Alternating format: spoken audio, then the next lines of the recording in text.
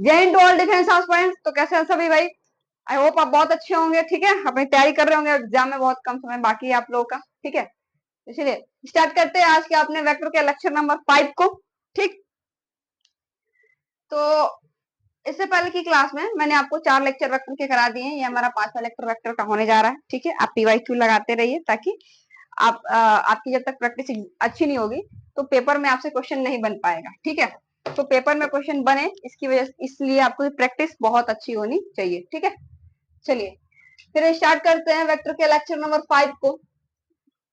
इस लेक्चर में मैं आपसे, पिछले लेक्चर में मैंने आपसे क्रॉस प्रोडक्ट की बात की थी। किसकी? क्रॉस प्रोडक्ट की। क्रॉस प्रोडक्ट आज मैं उसकी कुछ एप्लीकेशंस आपको कराऊंगी। ठीक है, क्रॉस प्रोडक्ट की। तो चलिए स्टार्ट करते हैं क्लास को। देखिए, हमको पता है कि जो A क्रॉस B होता है वो mod A mod B sine theta n cap होता है। एन कैफ क्या है? This is a unit vector in the direction of A cross B। What is the A cross B? What is the n cap? N cap is a unit vector in the direction of A cross B।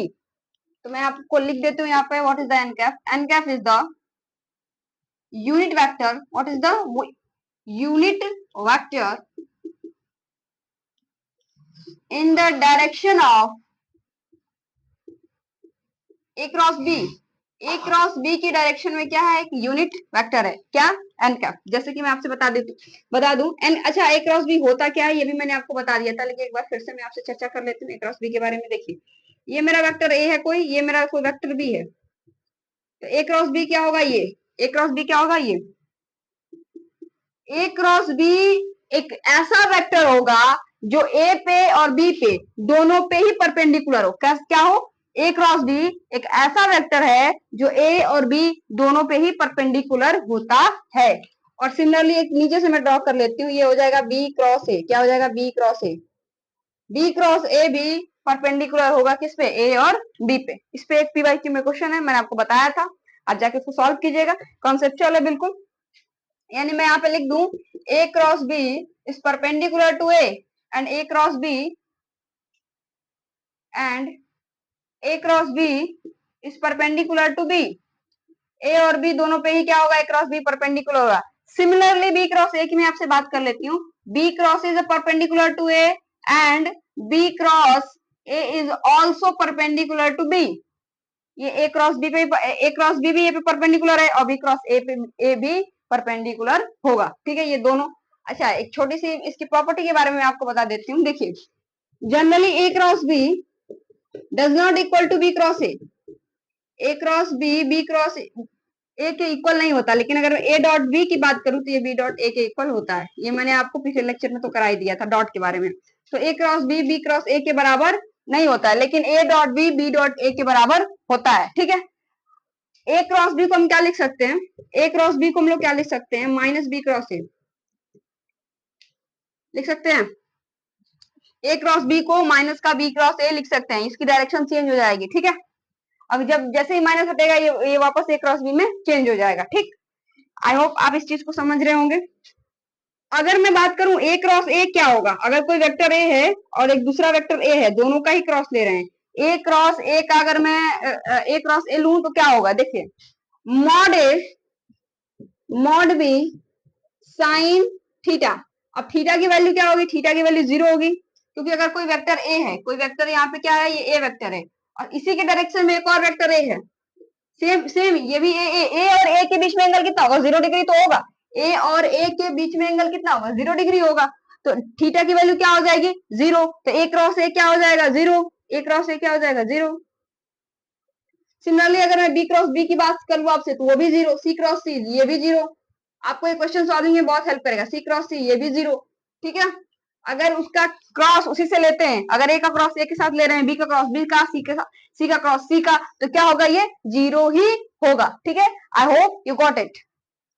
तो इसके साथ में एक और बात बता देती हूँ, जैसे आई जे कैफ की मैंने बात की थी आपसे डॉट प्रोडक्ट में, उसी तरह मैं आपसे क्रॉस प्रोडक्ट में भी आई जे के कैफ की बात कर लेती हूँ। ठीक है, इसको हम मिटा देते हैं यहाँ पे। इस सारी चीजों को आप समझ रहे होंगे। चलिए देखिए, अगर आई कैफ का क्रॉस लेंगे आई कैफ के साथ, जे कैफ का क्रॉस लेंगे जे कैफ के साथ, और के कैफ का क्रॉस लेंगे के कैफ के साथ, तो क्या होगा? आई क्या होता है? यूनिट वेक्टर तो होता है, तो उसका मॉड तो 1 ही हो जाएगा। और आई के बीच में एंगल 0, तो साइन 0 की वैल्यू 0।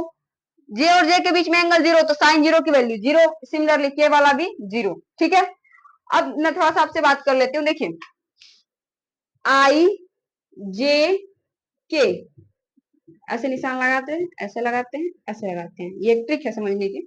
अगर मैं आई का क्रॉस लूं जे के साथ, आई का क्रॉस लूं जे के साथ, तो क्या होगा? देखिए, अगर मैं आई का क्रॉस लूंगी जे के साथ में, तो आ जाएगा के। क्या आ जाएगा? के कैफ।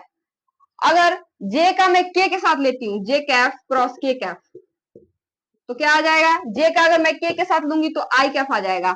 अगर मैं के का आई के साथ लेती हूँ, क्या? के का के कैफ क्रॉस आई कैफ, तो क्या आ जाएगा? ये के का आई के साथ लूंगी तो ये आ जाएगा जे कैफ। ठीक है, अब मैं उल्टा कर देती हूँ। उल्टा कैसे? उल्टा कैसे कर देते हैं भाई? देखिए उल्टा कैसे होगा। उल्टा उल्टा कैसे होगा? एक मिनट, शायद लग रहा है इंक निकल गई इसकी। एक मिनट, इसमें कुछ ज्यादा इंक लगता है चली गई थी, इसकी वजह से ये निकल रहा है ना। एक मिनट,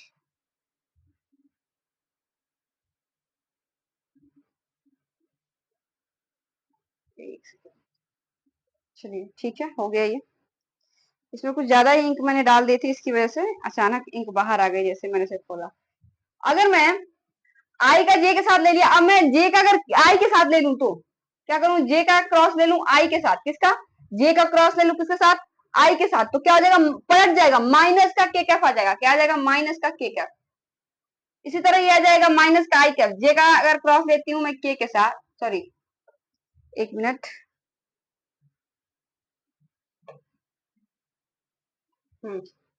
जे का आई का साथ ले ली, अब आई का के के साथ ले लीजिए। किसके साथ? आई का के के साथ। आई का के के साथ लेंगे हम तो क्या हो जाएगा? आई का के साथ लेंगे तो क्या हो जाएगा? ये आ जाएगा माइनस का जे कैफ।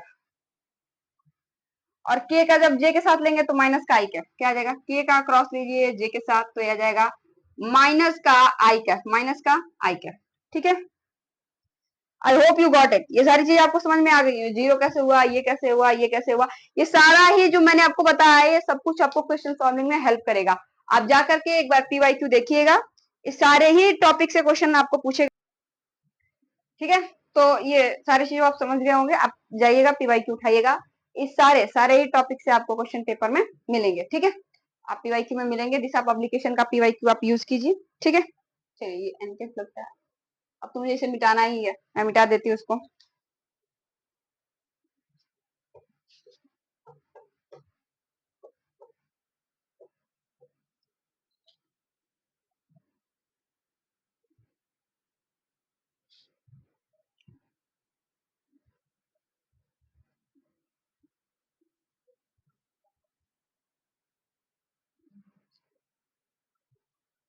चलिए ठीक है, एप्लीकेशन क्या है? एप्लीकेशन, क्रॉस प्रोडक्ट का एप्लीकेशन। देखिए, एरिया ऑफ पैरेललोग्राम फाइंड करने में, एरिया ऑफ पैरेललोग्राम, एक पैरेललोग्राम में ड्रॉ कर लेती हूँ यहाँ पे। हिंदी में इसको बोलते हैं समांतर चतुर्भुज। क्या बोलते हैं हम लोग? समांतर चतुर्भुज। अब कोई पैरेललोग्राम है ए बी सी डी, कौन सा पैरेललोग्राम है? A B C D. A B C D एक पैरेललोग्राम है।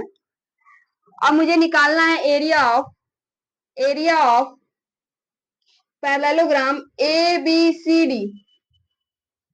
तो क्या करेंगे? देखिए, अगर ये वाला जो है, ये वाला और ये वाला, ये जो इसकी जो एडजेसेंट साइड्स हैं, अगर मान लीजिए ये वेक्टर ए है, एक सेकंड मैंने थोड़ा सा ना इसका नॉमिनेशन में चेंज कर देती हूँ, समझने में आसानी होगा। ये मैं इसको ए कर देती हूँ, इसको बी कर देती हूँ, इसको सी कर देती हूँ, इसको डी कर देती हूँ। अगर ये कोई वेक्टर ए है, क्या ये कोई वेक्टर ए है, और ये जो इसकी साइड है ये वेक्टर बी है, क्या है? ये वेक्टर ए है और इसकी जो ये साइड है वो वेक्टर बी है, तो इसका एरिया क्या हो जाएगा? मॉड ए क्रॉस बी। क्या आ जाएगा? ए क्रॉस बी। आप ए क्रॉस बी ले लीजिएगा तो क्या आ जाएगा? आपको इस पैरेललोग्राम का एरिया निकल जाएगा। ठीक है, मॉड ए क्रॉस बी, यहाँ पे ए और बी क्या है, एडजेसेंट साइड्स है, संलग्न भुजाएं, क्या है, संलग्न भुजाएं, ए क्रॉस बी क्या है, इसकी साइड्स है, ठीक है। कभी कभी क्या देता है, वो ये दे देता है, वो ये दे देता है, ये दे देता है, ये देता है, ये देता है आपको। इसकी जो फॉर्म होती है वो पोजीशन वेक्टर के फॉर्म में आ जाती है, ठीक है, पोजीशन वेक्टर के फॉर्म में। तो आपको ए बी और ए डी ये निकालना पड़ेगा। जैसे कि ए बी मान लीजिए ओ दे दिया, ओ दे दिया, ओ बी दे दिया, ओ डी दे दिया और ओ सी दे दिया, ठीक है। ये क्या है, सारी पोजीशन वेक्टर्स है। तो आपको वेक्टर बी निकालने के लिए ए बी फाइंड आउट करना होगा। ए बी कैसे निकलेगा, ओ बी माइनस का ओ बी माइनस का ओ करना पड़ेगा, ठीक है। ये निकालने के लिए, एडी निकालने के लिए क्या करना पड़ेगा, एडी निकालने के लिए ओडी माइनस का ओ करना पड़ेगा, तब जाकर के ए बी निकलेगा और एडी निकलेगा, ठीक है। अब जब ए बी और एडी निकलेगा तो दोनों को क्रॉस ले लेंगे हम, तब जाके आपको पैरेललोग्राम का एरिया निकलेगा, ठीक है। आई होप आप इस चीज को समझे होंगे, ठीक है। चलिए अब मैं आपसे नेक्स्ट एप्लीकेशन की बात कर ली हूँ, तब तक मैं इसको रफ कर लेती हूँ, ठीक है। फिर स्टार्ट करते हैं आगे। चलिए तो सेकेंड वाले में मैं आपसे बात कर लेती हूँ। देखिए एक पैरेललोग्राम मैं पहले अच्छे से ड्रॉ करती हूँ यहाँ पे, तो तिरछा लग रहा है, बार बार ये टेढ़ा हो जा रहा है, ठीक है। ये पैरेललोग्राम है ए बी सी डी, ठीक है। क्या है, ये पैरेललोग्राम है। अब देखिए ध्यान से, ये इसका एक डायगोनल, ये इसका एक डायगोनल, ठीक है। थोड़ा तिरछा हो गया, डायगोनल तिरछा हो गया हल्का सा, ठीक है। मान जाते हैं इसका एक डायगोनल है, ठीक है, मान जाते हैं। अब ध्यान से सुनिएगा, ये जो एरिया होगा ना, ये वाला, ये पूरा ये वाला एरिया, जो ये वाला एरिया बनेगा, ये वाला पूरा, ये वाला जो मेरा एरिया बनेगा, ये दोनों ही एरिया क्या होंगे, बराबर होंगे। यानी कि अगर मैं बात करूं triangle A D C, triangle A D C का जो एरिया होगा, area of triangle A D C बराबर होगा area of triangle A C B के, ए बी सी के। अगर ये एक्स है तो ये भी एक्स होगा, अगर ये एक्स है तो ये भी क्या होगा, एक्स होगा। अब मैं आपसे बात करूं, अगर मुझे एडीसी का एरिया कैलकुलेट करना है तो क्या करना होगा, मुझे इस पूरे का एरिया निकाल के अगर 2 से डिवाइड कर देंगे तो क्या मुझे ट्राइंगल एडीसी का एरिया नहीं आ जाएगा। ऐसे तो ट्राइंगल बना हुआ है, ऐसा नहीं, थोड़ा सा गड़बड़ है, थोड़ा सा हल्का सा तिरछा है ये, ऐसे ही ट्राइंगल बना हुआ है ना। मान लीजिए एडीसी मुझे निकालना है तो क्या करना होगा, ये x है और ये भी x है, मतलब एक ट्राइंगल को मिलाएंगे, जैसे ये पैरेललोग्राम है, x प्लस एक्स क्या हो जाएगा, x प्लस एक्स क्या हो जाएगा, a क्रॉस b के, इसकी एडजेसेंट साइड्स में मान लेती हूँ a और b है, ठीक है, a और b एडजेसेंट साइड्स है इसकी, तो a क्रॉस b के बराबर होगा, यही तो एरिया क्या है, ए बी सी डी, ये पैरेललोग्राम का एरिया तो यही है, x प्लस एक्स कितना हो जाएगा, 2x, तो ये a क्रॉस b, तो x की वैल्यू क्या आ जाएगी, हाफ a क्रॉस b। तो अगर मुझे इसमें से इस ट्राइंगल का एरिया कैलकुलेट करना होगा तो क्या करेंगे, हाफ ए क्रॉस बी कर देंगे, क्या करेंगे, हाफ ए क्रॉस बी कर देंगे, तो मुझे यहाँ से ट्राइंगल का एरिया निकल जाएगा। I hope you got it, ये सारी चीजें आपको समझ में आ गई होगी कि मैं क्या कह रही हूँ, ठीक है।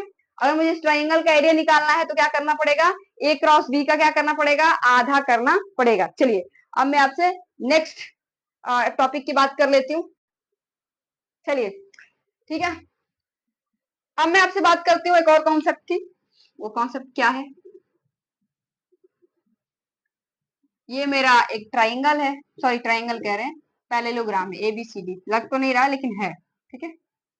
अब यहाँ से मैं ड्रॉ कर लेती हूँ क्या, ये दूसरा इसका डायगोनल है, ठीक है, ये एक डायगोनल, ये एक डायगोनल, ठीक है, डायगोनल है, ये डायगोनल D1, ये डायगोनल है D2, ये डायगोनल D1 और ये डायगोनल है D2। अब मुझे इस पैरेललोग्राम का डायगोनल दिया हुआ है, अब मुझे इससे कैलकुलेट करना है इसका एरिया। तो D1 D2 क्या है, D1 and D2 are diagonal vectors of parallelogram. D1 D2 क्या है, इस पैरेललोग्राम के क्या है, डायगोनल वेक्टर्स है, क्या है, डायगोनल वेक्टर्स हैं। तो इसका एरिया क्या निकल जाएगा, half D1 cross D2, half D1 cross D2, इसका एरिया क्या निकल जाएगा, एरिया एरिया यहाँ मैं लिख देती हूँ, area of parallelogram, area of parallelogram क्या निकल जाएगा, half D1 cross D2, half D1 cross D2। थोड़ा सा गड़बड़ लग गया, एक मिनट, ठीक है, मैं इसको ठीक कर लेती हूँ। इसको लिखती हूँ हाफ D1 क्रॉस D2, ठीक है, ये हो गया मेरा एरिया निकल गया इस पैरेललोग्राम का, ठीक है। जब आपको ये D1 D2 डायगोनल्स गिवन होंगे, क्या होंगे, डायगोनल्स गिवन होंगे, तब की कहानी है, मुझे हाफ D1 क्रॉस D2 लगाना है, हाफ D1 क्रॉस D2 लगाना है। ये सारे फॉर्मूला आपको क्या हो जाना चाहिए, लर्न हो जाना चाहिए। अब मैं इसको मिटाऊंगी, आपको इस पे 2 क्वेश्चन कराऊंगी, देन आपको ये सारी चीजें अच्छी तरीके से और भी क्रिस्टल क्लियर हो जाएगी कि मैं इसके बारे में क्या कह रही हूँ आपसे, ठीक है। चलिए मैं इसको रफ करके 2 क्वेश्चन आपको, ठीक है, चलिए फिर मैं एक क्वेश्चन आपको इस पे करा देती हूँ। देखिए क्वेश्चन क्या है, क्वेश्चन क्या है, क्वेश्चन कह रहा है कि ये O है, ये A है, ये B है, ठीक है, और ये वाला गिवन है 3i Kaif plus 2j Kaif minus का k कैफ, और ये गिवन है मुझको i Kaif plus 3j Kaif plus k Kaif, ठीक है। ये 3i Kaif plus 2j Kaif, एक सेकेंड, हाँ 2j Kaif plus 2j Kaif, हाँ ठीक है, सही है, सही है। अब क्या कह रहा है, एरिया ऑफ, क्या पूछ रहा है, area of triangle OAB, triangle OAB का मुझे एरिया कैलकुलेट करना है। OA कितना दिया हुआ है, OA वेक्टर मुझे गिवन है 3i Kaif plus 2j Kaif minus का k कैफ, और OB वेक्टर मुझे क्या गिवन है, i Kaif plus 3j Kaif plus k Kaif, ठीक है। और मुझे पहला ऑप्शन क्या गिवन है, पहला ऑप्शन में दिया हुआ है 1/3 √10, दूसरा ऑप्शन है 1/2 √10, तीसरा ऑप्शन है 2/3 √10, और चौथा ऑप्शन है 3/2 √10, ठीक है। चलिए अब मुझे इसका एरिया कैलकुलेट करना है, कुछ करना नहीं है, सिंपल आपको फॉर्मूले का यूज करना है। फॉर्मूला कैसे यूज करेंगे, देखिएगा, इसकी एडिशन साइड्स हमें क्या हो गई, गिवन है, तो हम क्या करेंगे, बस a क्रॉस b लगा दीजिए इसमें, आप a क्रॉस b का आधा कर दीजिए, क्योंकि ये ट्राइंगल है, ट्राइंगल OAB, इसका एरिया आपको निकल जाएगा। चलिए कर लेते हैं, a क्रॉस b निकालने के लिए मुझे क्या करना पड़ेगा, i कैफ, j कैफ और k कैफ, 3 2 -1 क्या लिखेंगे, 3 2 -1 3 1 3 1 1 3 1, ठीक है। इसका मुझे क्या करना है, आधा करना है, तो ये कितना हो जाएगा, ये 2 और प्लस 3, 2 + 3 i कैफ, और ये हो जाएगा माइनस का 3 + 1, माइनस का 3 + 1 j कैफ, ठीक है, ये तो माइनस का हो गया ना, और इसका हो जाएगा 9 - 2 प्लस का 9 - का 2 k कैफ, ठीक है, कितना हो जाएगा, 3 2 5, यहाँ से ये आ जाएगा 5 i Kaif 5 i Kaif minus का 4 j कैफ प्लस का 9 में से 2 जाएगा तो कितना बचेगा, 7 k कैफ, ठीक है। अब इसका आप लोग क्या निकालेंगे, मॉड, क्या निकालेंगे हम लोग, मॉड, और मॉड निकाल के डिवाइड बाई 2, मॉड निकाल के डिवाइड बाई 2, तो अब जो इसमें से आंसर होगा उसको करेक्ट कर लीजिएगा, ठीक है। आई होप ये सारी चीजें को आप समझ चुके होंगे। एक और क्वेश्चन में आपको एरिया ऑफ पैरेललोग्राम पे करा देती हूँ, सिमिलरली सेम क्वेश्चन है, ठीक है। चलिए इसको मिटा लेती हूँ, इसको रहने देते हैं, मे बी काम आ जाएगी। चलिए ठीक है, एक और क्वेश्चन कर लेते हैं इसी पे हम। क्वेश्चन क्या है, एक पैरेललोग्राम हमें गिवन है, ठीक है, क्या गिवन है, पैरेललोग्राम, ठीक है, और ये दिया हुआ है ABC, ये है A, ये है B, ये है C, ये है D, ठीक, और ये मुझे गिवन है वेक्टर B, क्या गिवन है, वेक्टर B क्या गिवन है, ये गिवन है 2i कैफ माइनस का j कैफ प्लस का 7k Kaif, j Kaif plus का 7k कैफ, ठीक है।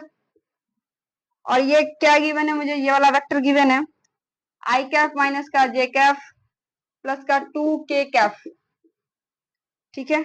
ये वेक्टर ए है और ये वेक्टर बी है। अब मुझसे कह रहा है कि आप क्या कैलकुलेट कीजिए, area of parallelogram A area parallelogram को आप कैलकुलेट कीजिए। तो मुझे कुछ करना नहीं है, सिंपल सा ए क्रॉस बी का फॉर्मूला लगा देना है। कुछ आपको वेक्टर ए गिवन है, वेक्टर बी गिवन है, तो कैसे करेंगे देखिए ध्यान से सुनिएगा। आई कैफ जे कैफ के कैफ पता है मुझे, आई कैफ जे कैफ के कैफ पता है मुझे। आई कैफ की जगह मैं क्या लिखूंगी, 1 माइनस 1 2, और इसमें हो जाएगा 2 माइनस 1 7। अब आप इसको कैलकुलेट कीजिएगा, ये जो आएगा वो एरिया आ जाएगा। क्या आ जाएगा, एरिया आ जाएगा। इस पैरेललोग्राम का क्या आ जाएगा, एरिया आ जाएगा, ठीक है। चलिए इसी के साथ में हमारा ये वेक्टर का ये लास्ट, नहीं ये तो लास्ट लेक्चर नहीं है, ये ये जो लेक्चर है इसके बाद से कल एक लास्ट लेक्चर होगा। कल के बाद से ये वेक्टर हमारा पूरी तरीके से क्या हो जाएगा, फिनिश हो जाएगा, ठीक है। एक क्वेश्चन और है, छोटा सा क्वेश्चन है, ध्यान से सुनिएगा। एक ट्रिकी क्वेश्चन है, छोटा सा बिल्कुल ही। क्वेश्चन क्या है, ध्यान से सुनिएगा। कह रहा है ये एक वेक्टर है, ये क्वेश्चन है मेरा। कह रहा है एक वेक्टर है, ये एक वेक्टर है और इधर से ये वेक्टर है मेरा, वेक्टर ए, ठीक है। कह रहा है हाफ लेंथ का वेक्टर चाहिए, वेक्टर ए के हाफ लेंथ का एक वेक्टर चाहिए। क्या कह रहा है, वेक्टर ए के हाफ लेंथ का हाफ लेंथ का हाफ लेंथ का क्या चाहिए, वेक्टर चाहिए, वेक्टर चाहिए। वेक्टर ए के हाफ लेंथ का एक मुझे क्या चाहिए, वेक्टर चाहिए। तो क्या करेंगे, ध्यान से सुनिएगा। मैंने आपको यूनिट वेक्टर निकालना सिखाया था। यूनिट वेक्टर क्या होता है, जैसे मॉड, ये क्या, अगर ये यूनिट वेक्टर मैं इसका निकाल देती हूँ, यूनिट वेक्टर यानी कि इसका मॉड 1 हो जाएगा। अब इसके हाफ लेंथ का, तो जब एक निकल जाएगा उसमें 1/2 से क्या कर देंगे, मल्टीप्लाई करा देंगे, यानी 2 से डिवाइड कर देंगे। तो हाफ, इसका हाफ क्या हो जाएगा, इसका हाफ लेंथ का वेक्टर कैसे निकालेंगे, पहले एक यूनिट वेक्टर निकालिए। तो यूनिट वेक्टर क्या होगा, वेक्टर ए अपॉन मॉड ए, यही तो होगा एक यूनिट वेक्टर। यूनिट वेक्टर निकल गया और इसी में 1/2 से मल्टीप्लाई करवा देंगे। I hope you got it. 1/2 से मल्टीप्लाई करवा देंगे या फिर 2 से डिवाइड कर देंगे, सेम मतलब हो जाएगा। 2 से डिवाइड करेंगे तो 1/2 हो जाएगा। तो ये क्या हो जाएगा, ये हाफ लेंथ का वेक्टर हो जाएगा। क्या हो जाएगा, हाफ लेंथ का वेक्टर हो जाएगा, ठीक है। आई होप आप सारी चीजों को समझे होंगे। देखिए ये जो क्वेश्चन मैंने आपको कराया है ना, ऐसे PYQ में आपको बहुत सारे क्वेश्चन मिल जाएंगे, बहुत सारे क्वेश्चन, ये एक नहीं है, बहुत सारे मिलेंगे आपको ऐसे ही, ठीक है। आप जाकर के घर पे PYQ ट्राई कीजिएगा। और ये पैरेललोग्राम पे तो मैंने बहुत देखा, बहुत सारा क्वेश्चन पूछा हुआ है, ठीक है। तो चलिए आज की क्लास को हम यहीं पे खत्म करते हैं और मिलूंगी मैं आपसे नेक्स्ट लेक्चर में। वहां पे STP VTP में मुझे आपको बताना है, डिपेंडेंट इंडिपेंडेंट वाला टर्म करा देंगे। उसके बाद ये पूरा जो है कि हमारा वेक्टर खत्म हो जाएगा, यानी कि कल का होगा वो लास्ट लेक्चर होगा वेक्टर का। क्या हो जाएगा, लास्ट लेक्चर ले लूंगी मैं कल, ठीक है। चलिए आई होप आप PYQ सारे सॉल्व कर रहे होंगे बिल्कुल टाइमली, क्योंकि आप सारे लेक्चर्स को फॉलो कर रहे होंगे, नोट्स बना रहे होंगे, रिवीजन कर रहे होंगे, अपने पढ़ाई के लिए पैशनेट होंगे और सारी चीजों को आप रोज सुबह सुबह उठ के रिवीजन भी करते होंगे, इसके नोट्स भी बनाते होंगे, सारे कामों को कर रहे होंगे। अगर आप ये सारी चीजों को फॉलो कर रहे हैं और PYQ लगाते रहिए, PYQ लगाने से आपको कॉन्फिडेंस मिलेगा, जिससे आपको पेपर में क्वेश्चन करने में इजिली आप क्वेश्चन को टैकल कर पाएंगे। उससे पता भी चलेगा पेपर में कौन से क्वेश्चन करना है। इससे ज्यादा ये जरूरी है कि कौन सा क्वेश्चन आपको छोड़ना है। स्किप करना बहुत आना चाहिए, और स्किप करना तभी आएगा जब आप प्रैक्टिस सेशन अच्छे से करेंगे, ठीक है। तो चलिए मिलते हैं आपसे नेक्स्ट लेक्चर में, तब तक के लिए जय हिंद।